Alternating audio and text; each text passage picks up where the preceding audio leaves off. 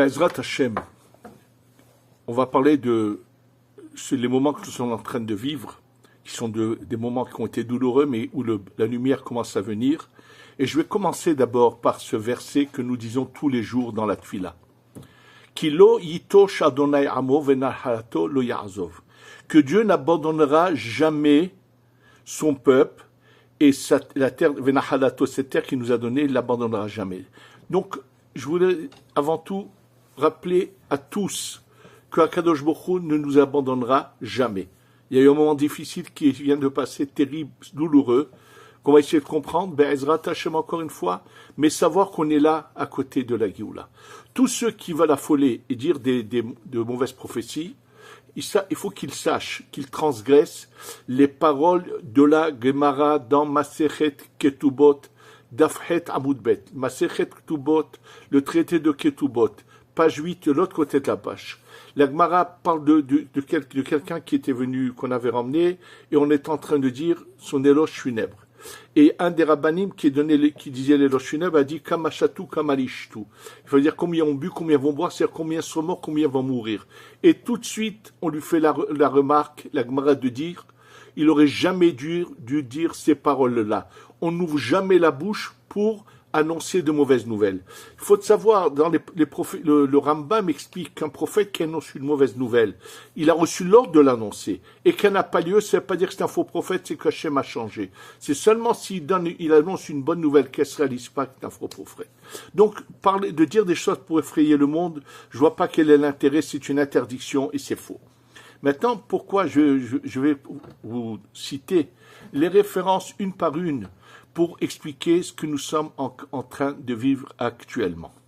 Il faut le savoir que la Gemara, dans Masechet Sanhedrin, Daftadizaïn, dans le traité de Sanhedrin, page 97, la Gemara dit clairement que ce monde, il a 6000 ans.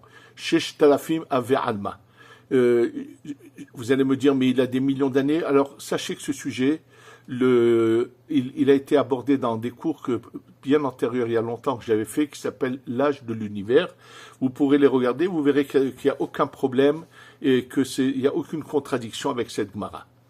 Et donc, nous sommes actuellement dans le 6e millénaire. Maintenant, il faut savoir que le Ramban, sur la paracha de Bereshit, nous dit, si tu veux connaître l'histoire du monde,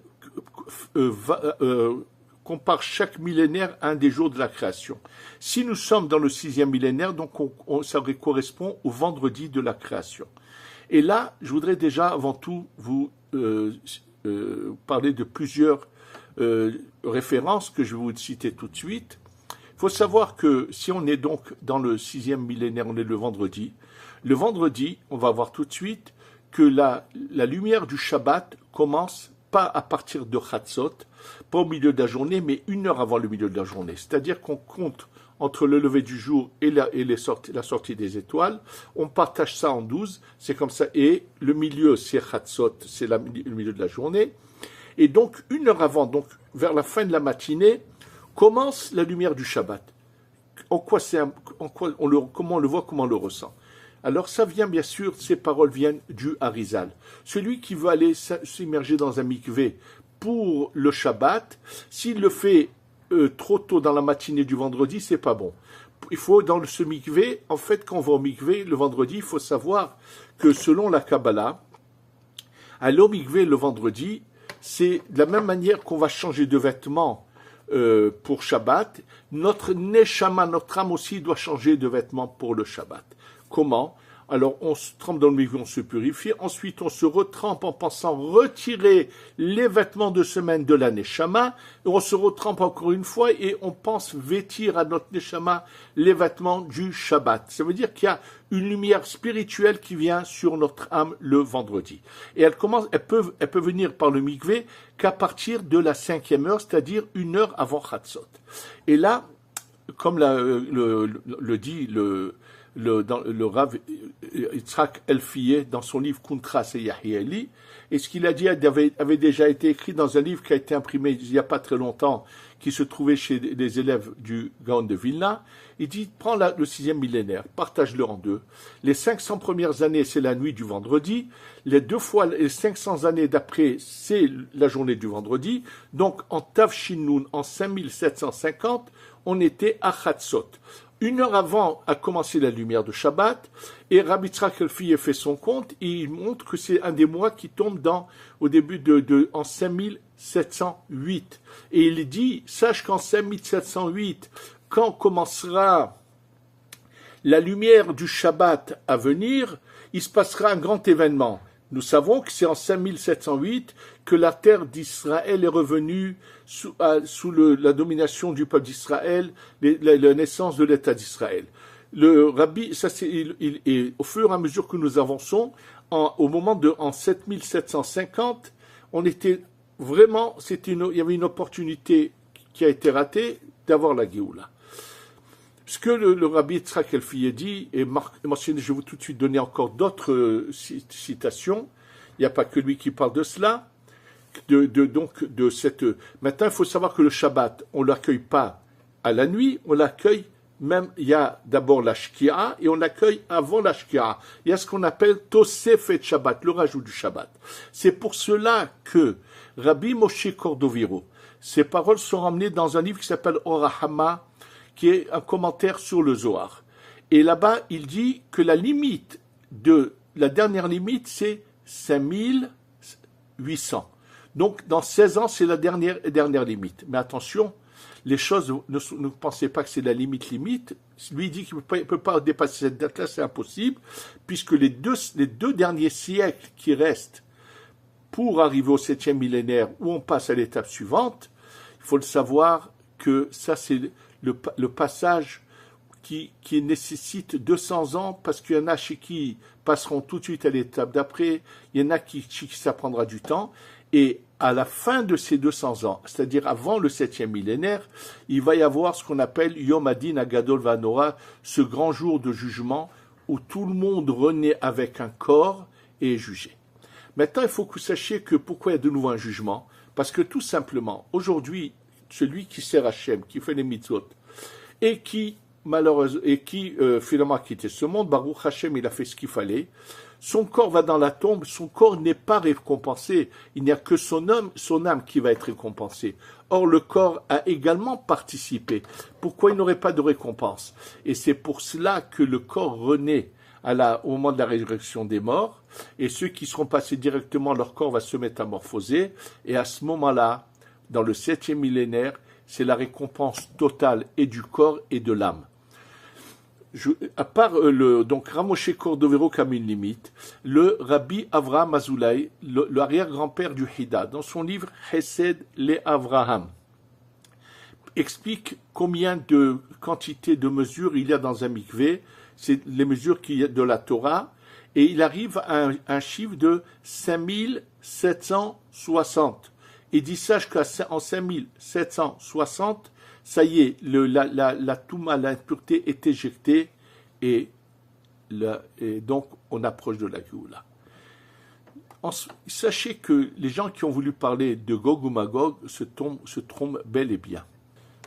Il faut savoir pourquoi c'est une erreur de parler de Gog ou Magog, puisque ça a déjà eu lieu, je vais vous expliquer. Cette période de délivrance, il faut d'abord avant tout savoir que lorsqu'il y a eu la sortie d'Égypte, on parle de Kibehi Pazon. Dans la précipitation, vous êtes sortis d'Égypte. Mais dans la prophétie, dans Yesharia, il est dit Kilo Behi Pazon Tetseu. La dernière Géoula ne sera pas par la précipitation. Oui, les choses vont se faire très lentement.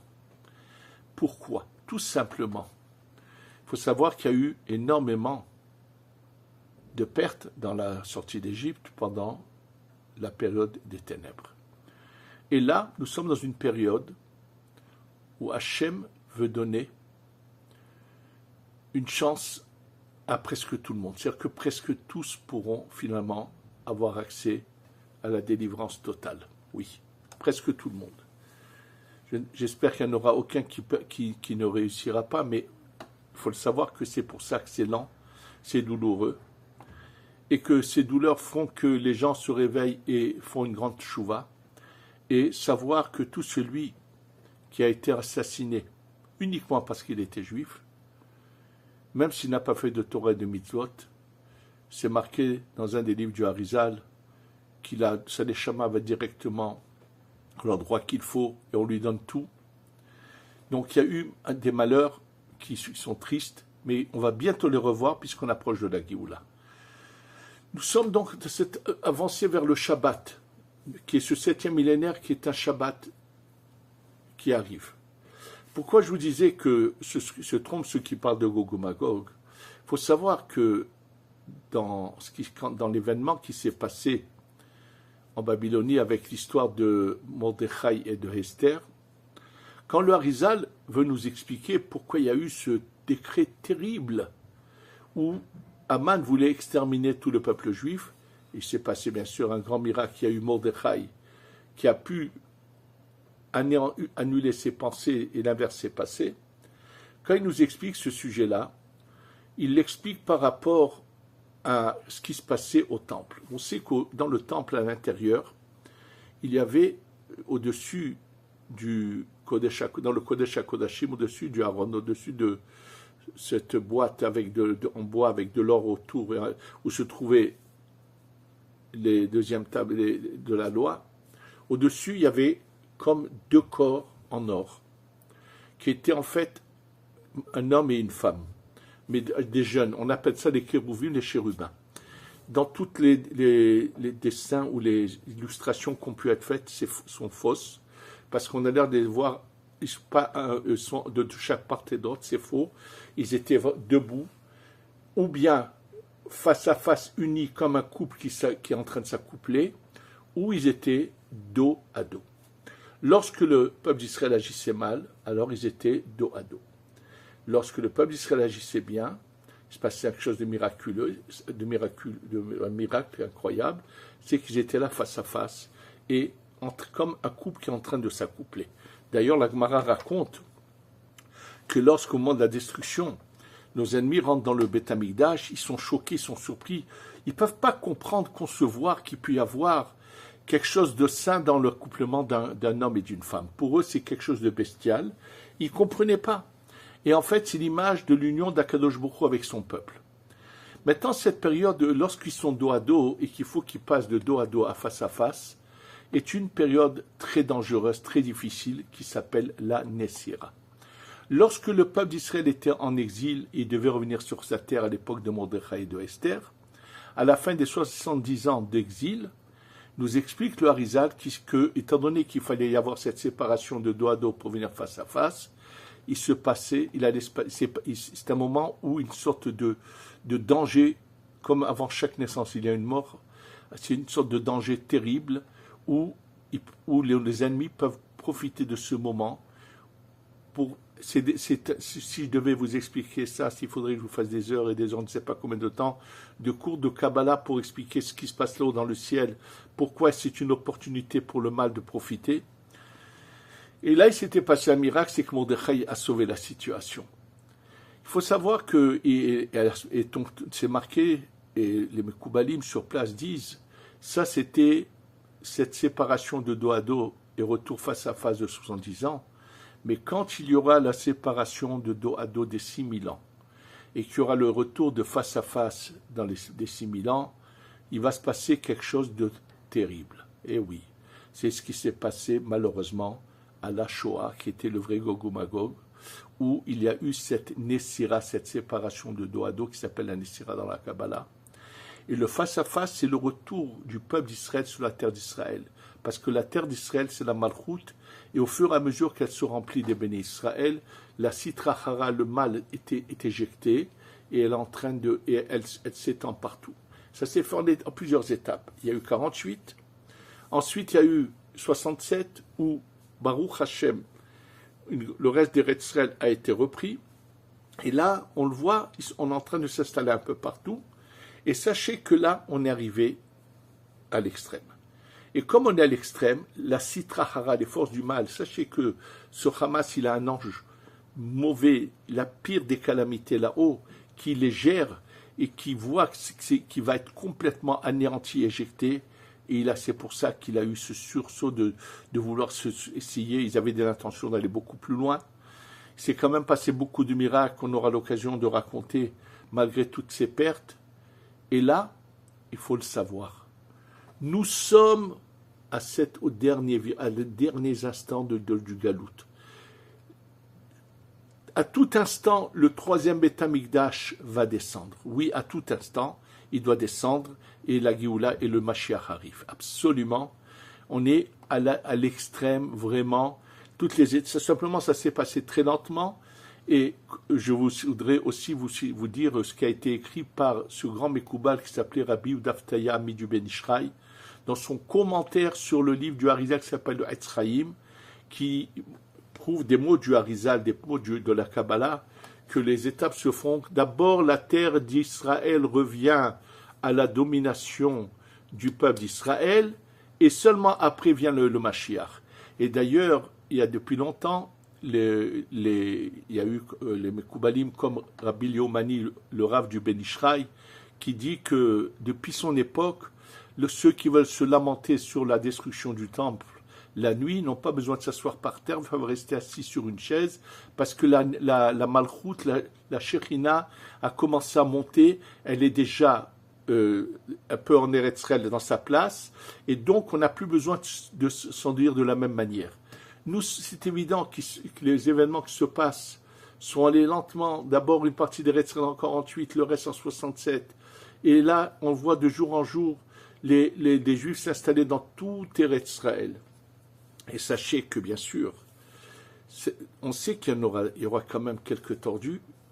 Et ça, c'est déjà mentionné dans le Tikkun Hazohar, Tikkun Kaf Alev, qu'au moment de le Mashiach se révèle maintenant, une des choses que la Shekhinah va demander à Kadosh Baruch Hu, c'est de s'occuper de tous ceux qui ont voulu empêcher le peuple d'Israël de s'installer partout sur sa terre.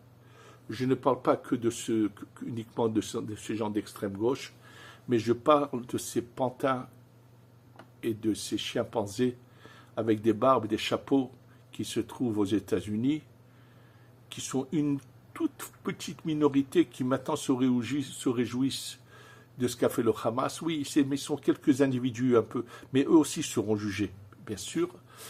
De tous ceux qui ne voulaient pas que le Ham Israël, le peuple d'Israël s'installe sur sa terre, ont des comptes à rendre.